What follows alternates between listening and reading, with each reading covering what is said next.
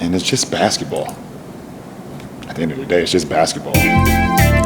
Like and subscribe on the way in the door, my people. I hope you all are having a truly fantastic day today on this Monday.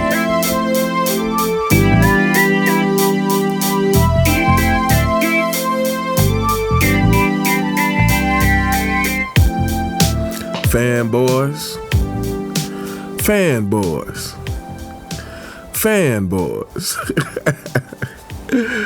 Welcome back, my people. It is Monday, so it's time to give shout outs and read some comments from the people who gave super thanks throughout the week. But before we do that, I want to give a shout out to all of the channel members. Shout out to Gary, aka G the Great One, Dr. Les Barrett, Thanos Snap Feminism, Keith Brazell, Charles Hookah, In the Groove 56, Great Juice, Siberius, The Real Heisenberg, Mary Lewis, Adidas 20, Rike, Wizman Ballin, Vernon Lee Warren, and Matt Parker. Shout out to you all. Thank you all so very much for being members of the channel and for your support. I truly appreciate it. And without further ado, let's hop right into this. First up, shout out to Dr. Les Barrett 921. This is coming from my David Falk response to Rich Paul on the Stephen A. Smith Show video. He comes through with the $2 super thanks. He says, Craig describes how Michael Jordan scored at will on Pippen to school him. Quote, I can remember this time in, I think, 1990 when Scotty decided to challenge Michael one day in practice. Hodges said, Michael kind of backed up for a second. Then he proceeded literally to score on Scotty at will. It was incredible. I mean, Scottie Pippen even then was one of the best players in the league, and Michael just rained points on him. Scotty had to step back and say, slow up, man.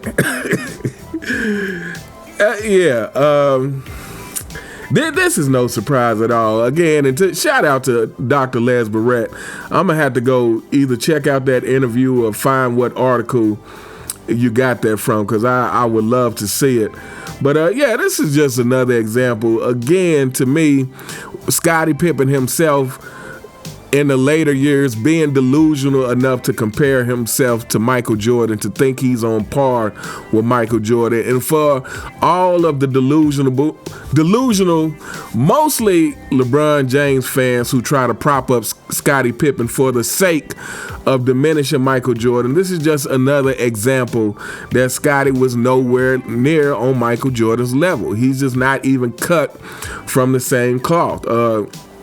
I'm sure most of you guys heard about some all-star game that Scottie Pippen put together. And first of all, initially the tickets weren't selling, so he asked Michael Jordan to participate. The moment people found out MJ was going to be there, I think it sold out in 30 minutes or something crazy. Maybe it was a day, but I think it was a very short amount of time that once people found out Michael Jordan was participating, it sold out. Scottie tried to stack the team against Michael Jordan, and Michael Jordan whooped up on him then and told Scottie, don't ever stack the deck against me. So again, for people who think that Scottie, again, I think Scottie's greatness is magnified because of Michael Jordan. If Scottie doesn't play with Michael Jordan, he is not getting the same amount of praise. And this, again, is the difference between winning and losing. When you are a winner of a high magnitude, everything around you gets elevated. And so the players around you gets elevated. The coaches, the front office, all the things that they like to say about Michael Jordan is the reason, or like to use as a reason why he was great. Oh, Michael Jordan had a great front office. He had Jerry Krause. Oh, Michael Jordan played for Phil Jackson. Michael Jordan had Scottie Pippen. Michael Jordan had Steve Kerr and Horace Grant. This is what happens when you're a winner. Everybody around you gets elevated. And when you're a loser, like the duck, the deer, the leader of the 4 and 6 kingdom, then you have to surround yourself with excuses. He never had a great coach. He never had a great front office. He never had a Scottie Pippen. This is the difference between winning and losing, people, is when you win, everything gets elevated. When you lose, people find excuses for you if they are those kind of people. 4 and 6 Kingdom members. Anyway, shout out to Dr. Les Barrett, 921. Thank you so much for the $2 super thanks. Thank you so very much for your continued support of the channel. Next up, shout out to @TheRealSiberius.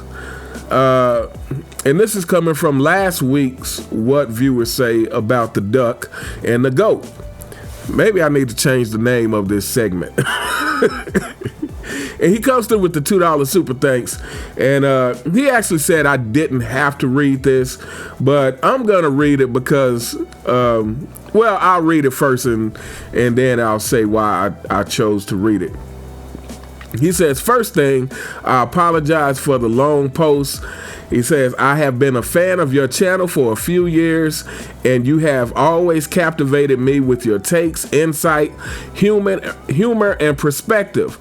Your Lebron impression cracks me up to no end. However, your intelligence, vocabulary, and ability to accurately articulate yourself are in stark contrast to him. If you lost about 40 IQ points, it would be a spot-on match. You have inspired me to start my own channel. You have read a number of my super chats on your Monday videos and have had some kind things to say about them. My question to you is this. Given the short snippets of my posts, do you think my own personal insights, perspectives, and takes are laudable enough to merit further examination or solid enough to withstand scrutiny?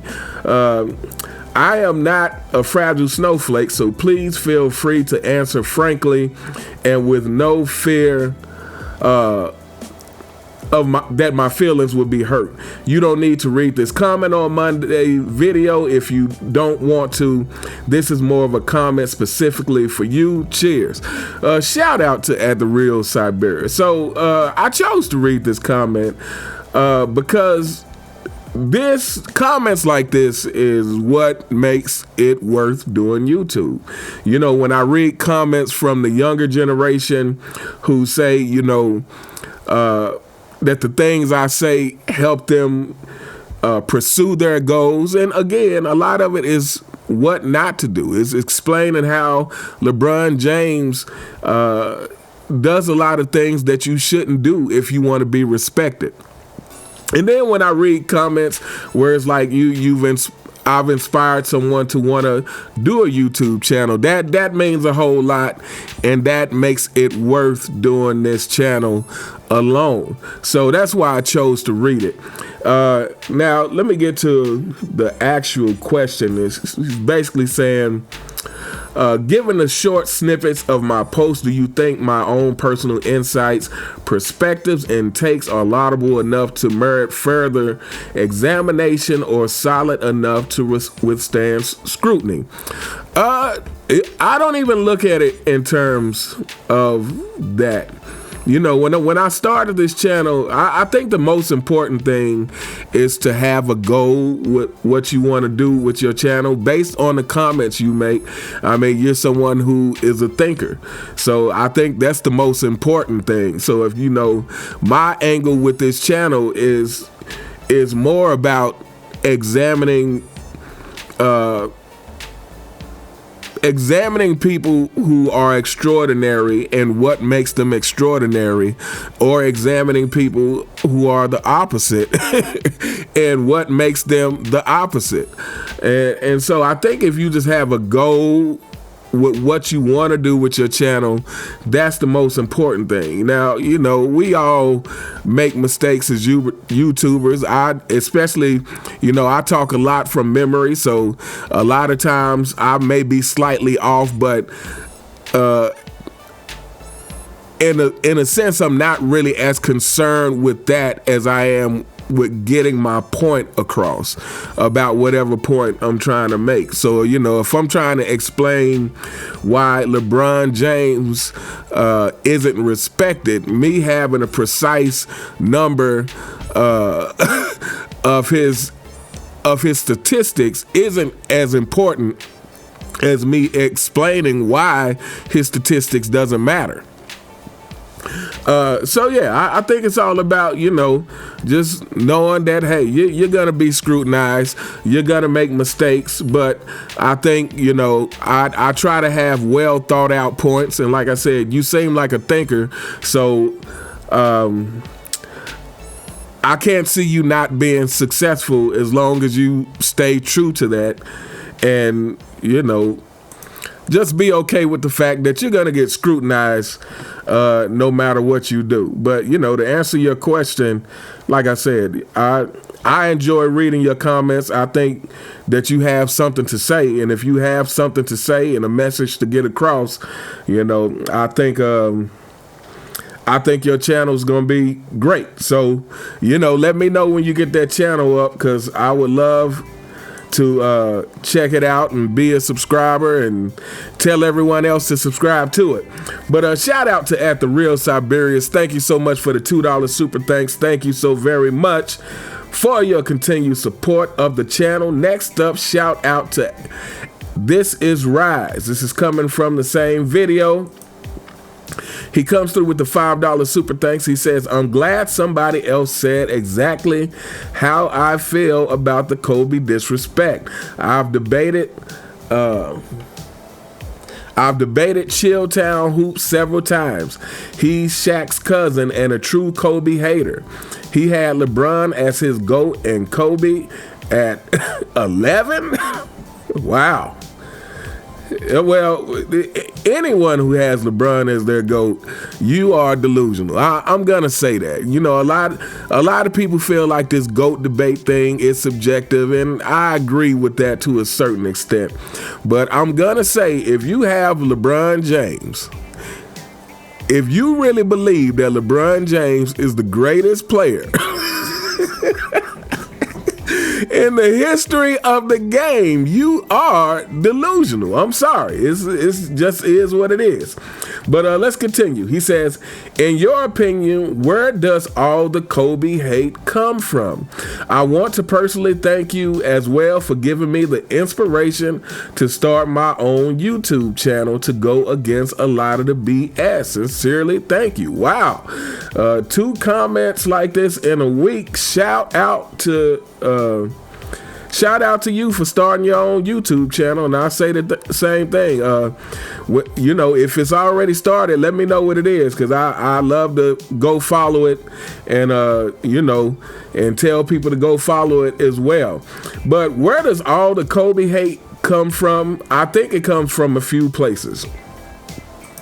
I think it comes from part of it comes from the fact that Kobe has never been as charismatic as Michael Jordan. And I just mean just with people in general, whether it was his teammates or the media, and I would say especially the media. Kobe has said a lot of things that I think actually turned off people from the mainstream media. Even though he was absolutely right about what he says, I think he turned a lot of people off from a lot of people in the mainstream media was turned off by some of the things that Kobe said, because Kobe wasn't one to hold his tongue. And unfortunately, mainstream media controls the narratives. So you couple that with the fact that that case that he was charged with, even though, he wasn't convicted of anything, I think a lot of people still held that against him. And then you had the Duck, the Deer, the leader of the 4 and 6 Kingdom, come into the fray, he came in as the chosen one. He came in as the chosen one. So at that point, I really felt like the NBA had already made a decision on who they wanted to be the face of the league. And Kobe was an interference with that for as long as he was still in the league. Kobe was an interference with them trying to promote the the duck from Akron as long as Kobe was in the league. And I feel like the league dropped the ball because the NBA would have been in a much better place had Kobe been the face of the league. The NBA would have been in a much better place even today had Kobe been the face of the league, because Kobe was the one holding the standard, which, you know, this really brings... I may have to really dig into this and do some research, because I don't know. A lot of this stuff really just doesn't make sense to me, because when LeBron got in the league, Kobe was clearly the better player. You know, Kobe was clearly the better player, you know, up to 2000, up until the end of his career when the injuries kind of really took a toll on him. Kobe was clearly the better player. There are several interviews where the duck, the deer, the leader of the 4 and 6 Kingdom himself is admitting that Kobe is the better player. I mean, several interviews. For you LeBron James fanboys that try to pretend that LeBron James was the best player as soon as he entered the league, this couldn't be further from the truth. And so, yeah, you know, I think, like I said, I think partly is that Kobe just was never that charismatic guy. But even though at the same time, I'm like, there's nothing charismatic about LeBron James. Like, he's just goofy and a joke. But yeah, Kobe was much more apt to speak his mind without any filter, even if that meant against the mainstream media. So, yeah, I think it's a lot of things. But at the end of the day, I feel like Kobe became a hindrance for what they were trying to promote, and that was the duck from Akron. And then, you know, and then it started taking over because the Ducks fans, you know, well, first of all, let me say this. The Duck, again, to me, he's been showing signs that he's been jealous of Kobe for a long time. And that has kind of spread throughout his fan base. And now with social media, because social media and mainstream media is so intertwined, it's like the hate for Kobe has seemed to grown exponentially. But I don't know. I don't know if I can pinpoint one particular thing. I think it's several reasons why Kobe Bryant gets so much hate. But I feel like I can say this. I think a big part of it is because they wanted to promote the duck, and Kobe was an interference with that. Like, Kobe was the obvious direct interference, whereas, you know, because Michael Jordan was universally seen as the GOAT and still is, with Kobe, he was seen as the next best thing to Mike. Again, people try to forget this, but after Kobe won that 4th and 5th championship, that was a very real conversation. But people want to pretend like that conversation wasn't existed. Kobe was regarded as the next best thing to Mike. So because they were trying to promote this ridiculous clown, cheater, low integrity, false king, I feel like Kobe was the sacrifice to get that done. You know, like I said, Kobe was the one who was interfering with the agenda of promoting the deer. But anyway, that's my opinion about it. That's some of the things. But shout out to @ThisIsRise. Good luck on your YouTube journey. Shout out to @TheRealSiberius. Good luck on your YouTube journey. But thanks so much for the $5 super thanks. And thank you so much for your continued support of the channel. Next up, shout out to @SwanDaily. It's coming from the same video. He says, what would you say most people in modern society are LeBron? No, he says, what you say most people in modern society are LeBron James fanboys without supporting LeBron James. That parallel you made between the cancel coalition and LeBron James fanboys is spot on. People are so excited to be triggered when they click off from something they don't like. I would say that's a good that is a good assumption that modern society, the LeBron James fanboy is very prevalent. And what I mean the LeBron James fanboy, I mean the LeBron James fanboy mindset.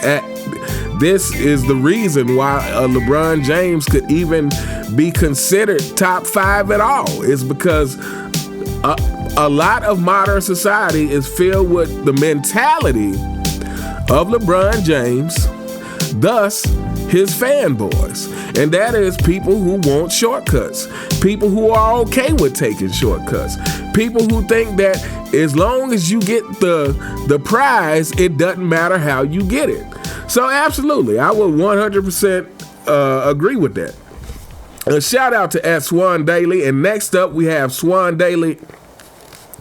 Again, this is coming from my Jay Williams says American NBA players are not mastering the game of basketball. And he says, comes through with the $2 super thanks. He says, people really overlook MJ's impact on the 2-guard position. When I was a kid, I thought the shooting guard was the position to be. The most notable superstars at the time played that position. Allen Iverson, Kobe Bryant, Vince Carter, Tracy McGrady, Ray Allen. The early 2000s was definitely the shooting guard revolution. Yeah. And, because you got to think, again, MJ's defied conventional wisdom at that position. But the funny thing is nobody else has been able to do it. You know, not on that in that dominant kind of way that MJ did it. MJ defied the conventional wisdom that said you had to have a dominant big man to win championships. And MJ said, hold my beer.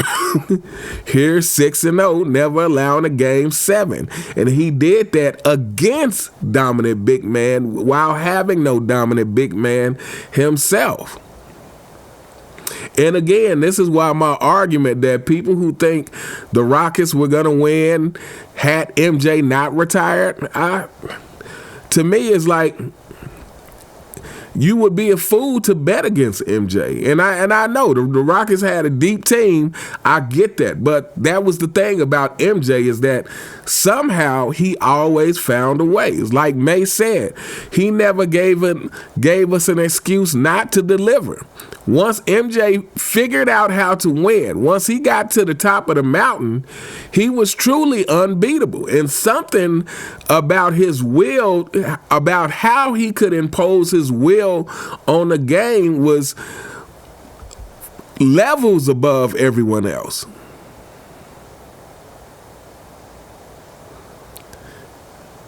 You know, one of the coldest things MJ said, again, during the 1998 season when the Utah Jazz swept the Lakers, and so now they were questioning the Bulls about how you going to beat the Jazz when they just swept Shaq. And MJ said, I ain't Shaq. That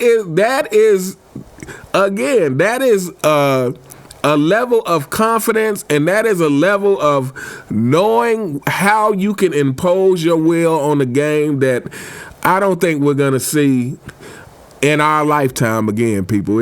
I'm being honest. You know, I was holding out hope that I would get to witness another phenomenon in basketball that great before I passed away, but I don't think that's going to happen just due to where we are in society. And if it does happen, I don't think it's going to be coming from the United States. I think it's probably going to come from another country. But going back to your previous comment, it's like, yeah, the society is ran by the LeBron James mentality right now. It has a bunch of people who think that shortcuts are cool. And unfortunately, shortcuts may get you the prize, but it won't make you great. There's a difference. LeBron James fanboys, there's a difference. Let me repeat that for you guys. Shortcuts may get you the prize, but it won't make you great. Shortcuts may get you the prize, but it won't make people respect you. Those are two different things. And I think that's the problem, is people equate the prize with respect. They equate the prize with greatness. But no, it is your path to the prize that gets you respect. It is your path to the prize that gets you the label of great. So when you just take shortcuts and jump to the prize is essentially worthless. And to be honest, when I think of D Wade, I mostly think of one championship. I know he has 3, but I only think about one.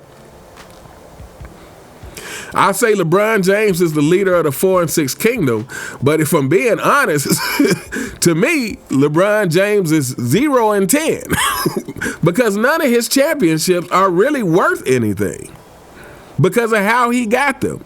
But for the sake of relating to people who are going to say he has 4 championships, in 4 and 6 kingdom sounds good, right? Or the 4 and 6s, however you want to put it, But yeah. Anyway, LeBron James fanboys, you guys are ridiculous, and so is your king. But shout out to @Swan Daily. Thank you so much for the $2 super thanks. Thank you so very much for your continued support of the channels. Next up, shout out to @Papa Yogito. This is coming from my What Viewers Say About LeBron James and Michael Jordan last week. He says, I remember I was in the 2nd grade when I first gained consciousness to my own being and sitting down watching Jordan on free TV like it was Game 7, everything on the line. I remember my mother never having to worry about me being home on time because I was always coming home, showering up, and getting in my PJs to end my day with watching Jordan play. You have said this before on your videos, but I don't think people understand how much impact both MJs had on everybody. I went from balancing plates on my head and trying to dance like Michael Jackson and sticking out my tongue at the blacktops trying to hit fadeaways on the other kids like Michael Jordan. These men were worldwide just by word of mouth. I always tell people actions speak louder than words, and the loudest one talking is usually the weakest and brokest. Jordan was a man of action, and that's something everyone can appreciate no matter who you are in the world, and that was literally the case with the GOAT. Very, very well said. Yeah, this is something I've said many times on this channel. And this is partly why I started this channel. I remember when I started this channel, I was watching people like Dreamers Pro and Too Raw for Sports, who I'm big fans of, especially Too Raw, because that guy has like a memory on call like no other. Shout out to Sports and Fitness Rants, because Sports and Fitness Rants to me has a great on-call memory. Like, can just recall so many stats and so many moments from the years and be pretty precise with his memory. So guys like that, I'm a fan of people who have that kind of memory. But I remember watching Too Raw for Sports and Dreamers Pro, and I thought to myself, like, everybody talks statistically about this debate, But I don't need statistics to tell you why Michael Jordan is better than LeBron James. I don't have to talk about championships to tell you why Michael Jordan is better than LeBron James. You can believe what your eyes tell you. You can believe what your eyes tell you. Like, if you witness somebody stealing something out of a store, you know what you're seeing. You don't have to question it and be like, man, were they really stealing? Well, I saw him grab the thing. I didn't see him go up to the register and pay for it. But hey, who knows? Maybe they're so fast, I just couldn't see it. You can believe what your eyes tell you, and all you have to do is watch highlights of Michael Jordan and highlights of the duck, the deer, the leader of the 4 and 6 kingdom. And that will tell you everything you know. You don't need any stats to tell you. All you have to do is watch highlights of the duck, the deer, the leader of the 4 and 6 kingdom, and watch highlights of Kobe Bryant. And your eyes will tell you everything you need to know. And so, yeah, this is a great comment. And again, I appreciate the comment because it's like when you are trying to explain to someone what the Jordan era is like. As a matter of fact, I've seen a couple of the younger reaction channels. Some of the younger generation who do these reaction channels to Michael Jordan. And I've heard a couple of them say, man, you know what? When people would tell me about Jordan, I thought that they were over-exaggerating. I thought that they were lying. I was like, it's no way that someone could be this good.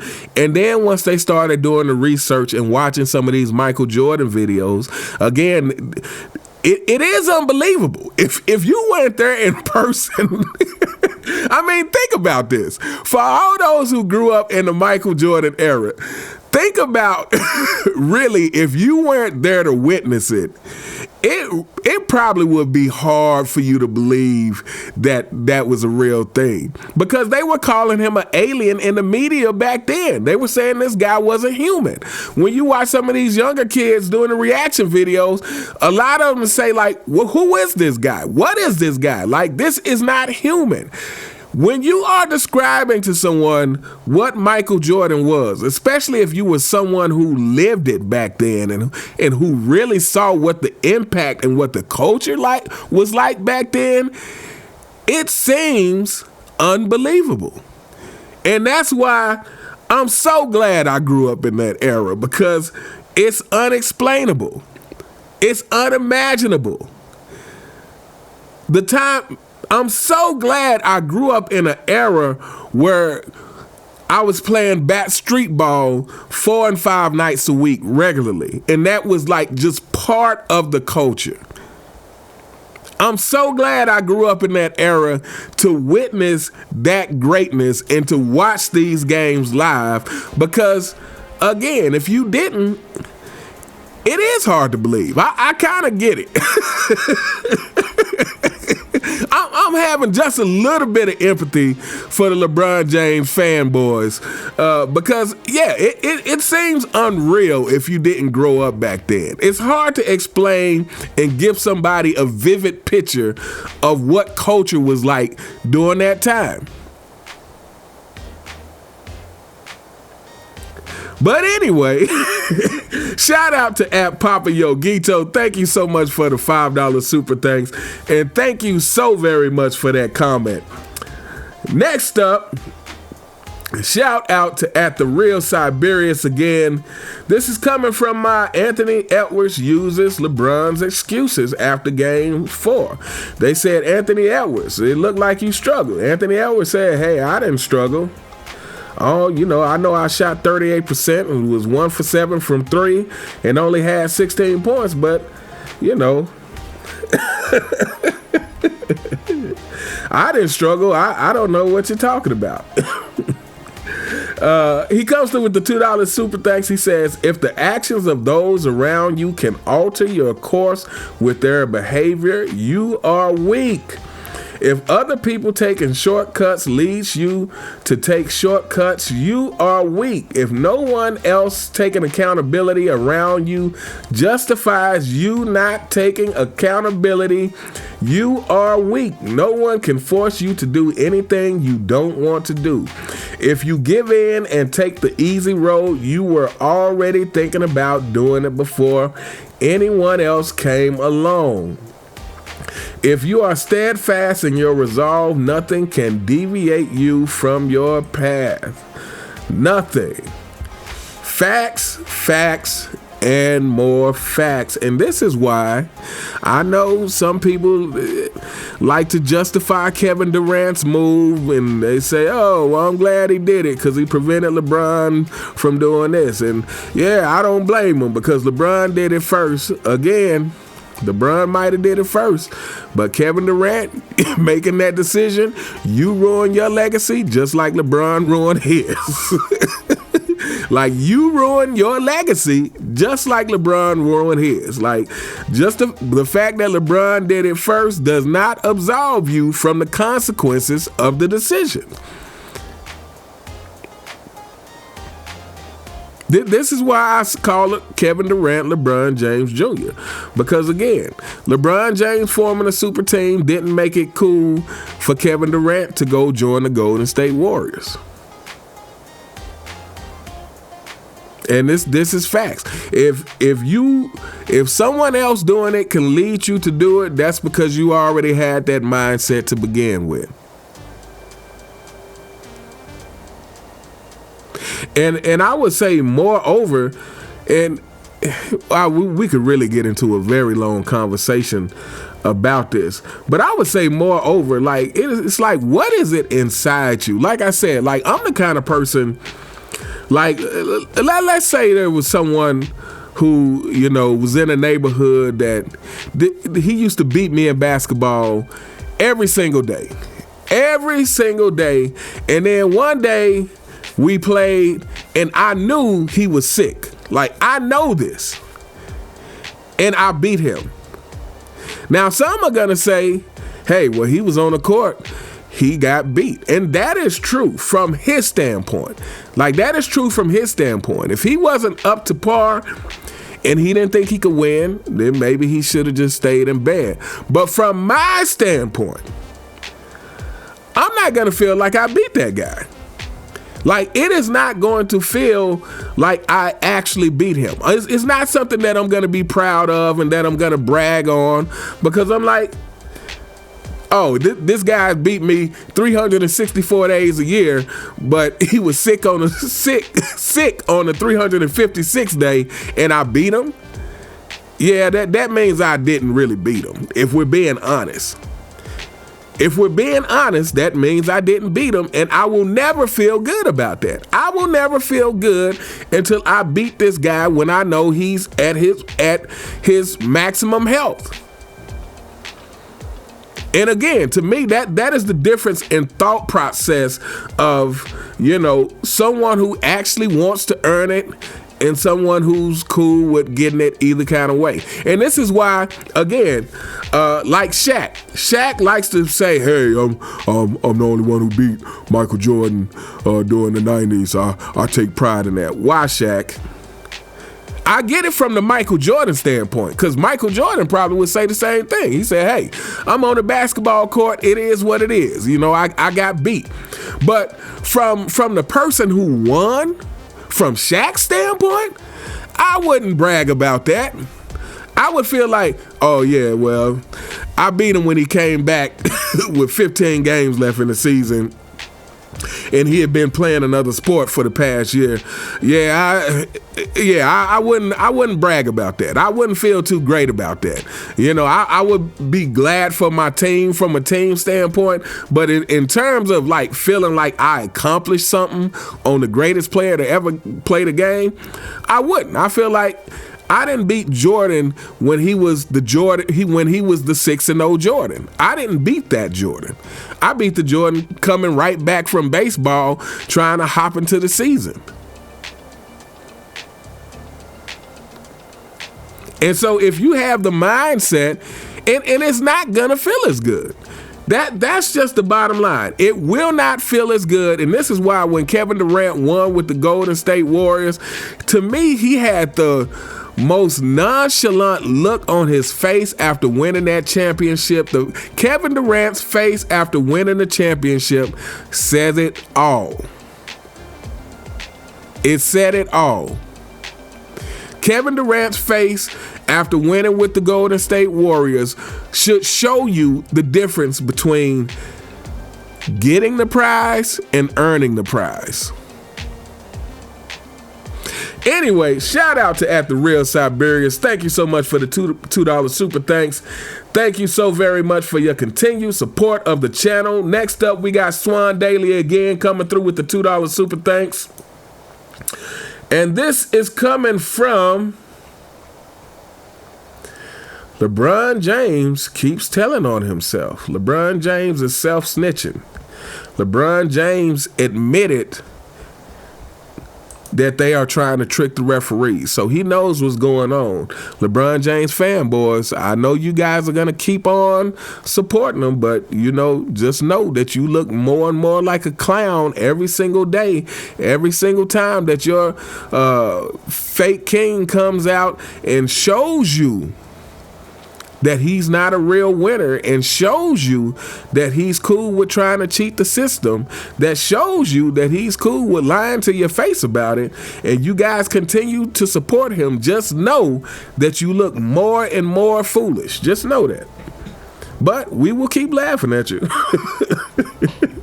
Your content over here. But anyway, shout out to Ed Swan Daily. Comes through with the $2 super thanks. He says, I remember one time a coworker asked me if I like LeBron if he cured cancer. I was confused as I am reading this comment. He says, I was confused because he had asked that question as if LeBron is a noble guy and I'm just dunking on him for no reason. Mainstream media has a way with brainwashing people. I explained to him that I don't like LeBron because he's a toxic teammate and doesn't hold himself accountable. Despite giving those rational reasons, I'm still a LeBron hater. Well, of course. You use the key word is rational. That is everything opposite of a LeBron James fanboy. Of course you're still a hater. Anyone who uses logic and is rational, you are going to be a hater to someone who is delusional. I mean, but this just goes to show you, I mean, would you like LeBron if he cured cancer? Well, let me answer that question for you LeBron James fanboys who might want to know. If LeBron James cured cancer and he was still doing all the other ridiculous things he does, I still wouldn't like him. You doing one good thing doesn't make you a good person. Let's start there. Just because you do one good thing doesn't make you a good person.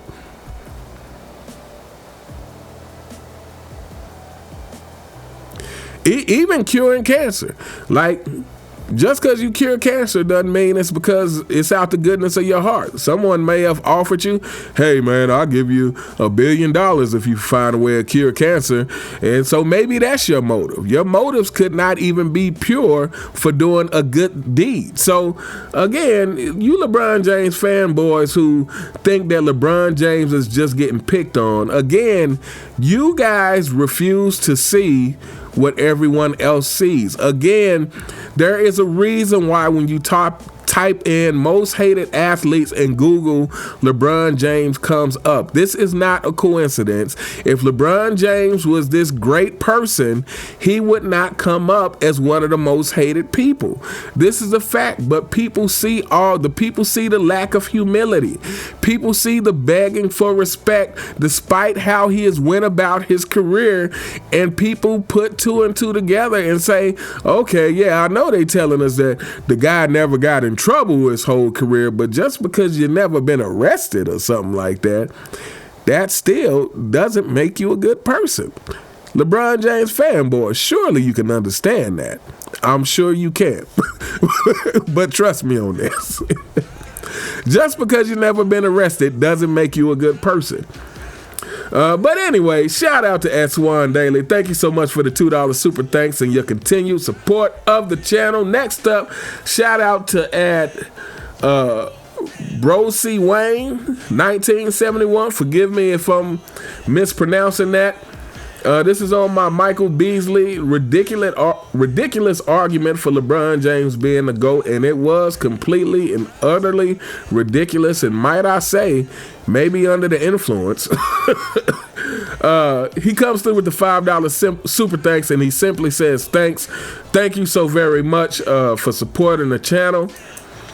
And last but not least, shout out to At The Real Siberius once again, coming through with the $2 super thanks, and this is from my Luka Jones, LeBron, and Steve Nash on the Mind the Game podcast, and they actually talked about something that actually interests me. Now, I'm never interested in what LeBron James has to say, and just so you LeBron James fanboys never get it twisted.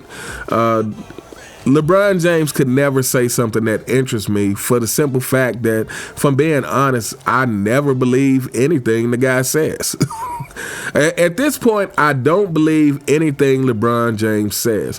But the conversation they were having, especially between Luka and Steve Nash, was very interesting and something that I have talked about, and that is basically how the lack of creativity has made the NBA, just uniform. It's like everybody plays the same way, all teams play the same way, and this is due partially to the lack of kids getting out there and playing on the playground before they've had training.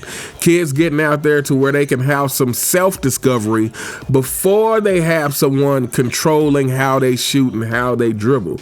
Again, it is in that self-discovery phase where you start developing some creativity. And then once you get the training on top of that, then you learn to kind of not reel in the creativity, but you know how to be most effective with your creativity. So yeah.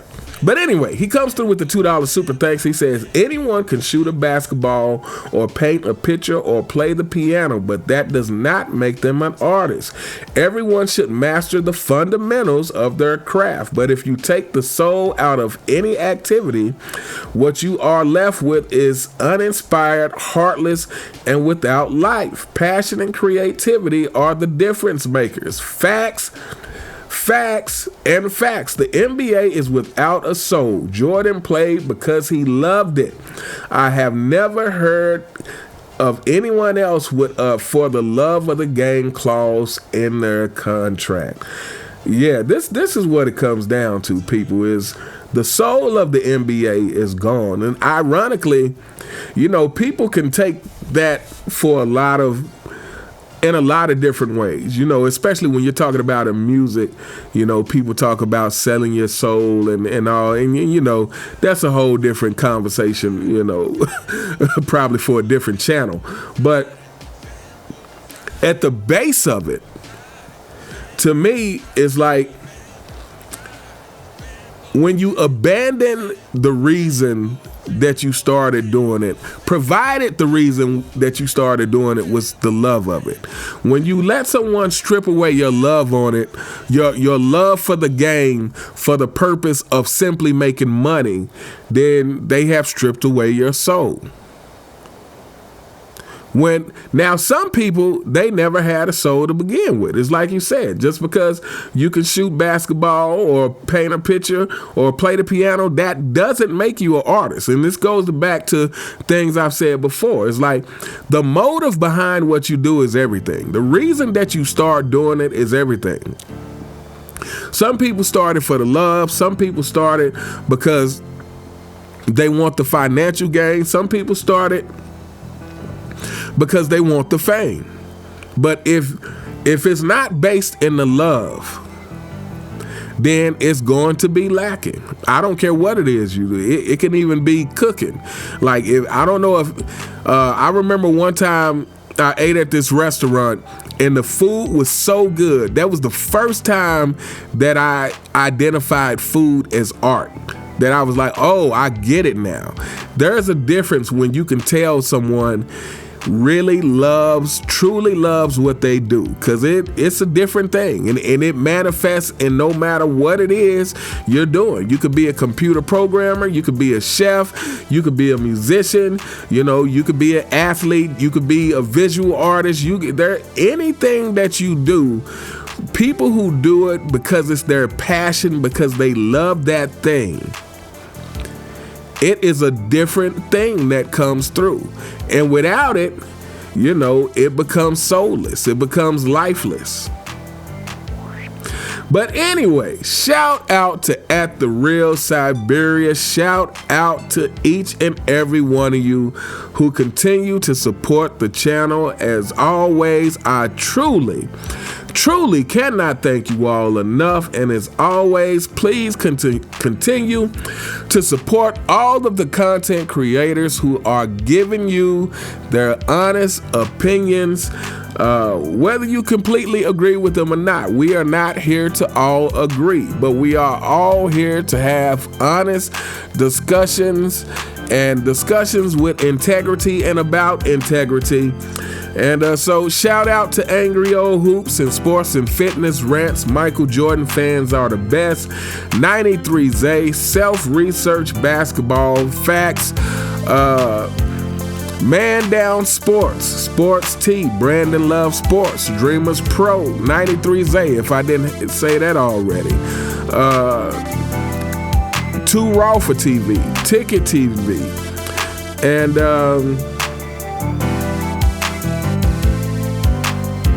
I'm sure I leave people out every single week, but if I'm leaving someone out, please drop them in the comments so that other people can check them out. Let me know what you guys think about any of the topics that were discussed today. You all have a truly fantastic day, and I'll see you next time. All right.